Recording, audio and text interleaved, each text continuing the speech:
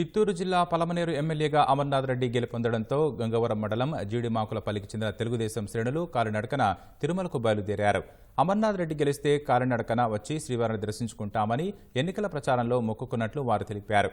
ఎన్నికల్లో అమర్నాథ్ని విజయం వరించడంతో మొక్కులు చెల్లించుకునేందుకు వెళుతున్నామన్నారు. పలమనేరులో శ్రీ వెంకటేశ్వర స్వామి ఆలయంలో పూజలు నిర్వహించిన వారు యాత్రగా బయలుదేరారు. ఈరోజు మాకు చాలా సంతోషం. ఆయన పలమనేరు నియోజకవర్గానికి మంచి మెజారిటీతో ఎమ్మెల్యేగా గెలవాలని నిష్ఠా నిబంధనలతో ఏడుకొండల వెంకటేశ్వర స్వామిని ఆశిస్తూ ప్రతి శనివారం ఇదే గుడికి వచ్చి ఆయన్ని ముక్కులు చేసుకొని వెళ్ళేవాడిని నేను. ఈరోజు నాకు చాలా సంతోషంగా ఉంది.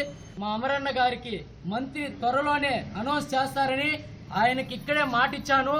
ఆ మాట నా నియోజకవర్గ ప్రజలతో నేను తీర్చుకుంటానని, అది నేను యాత్ర పూర్తి చేసుకొని రాగానే ఏదో ఒక రోజు నా ముక్కుబడి మళ్ళా నెరవేరుతుంది.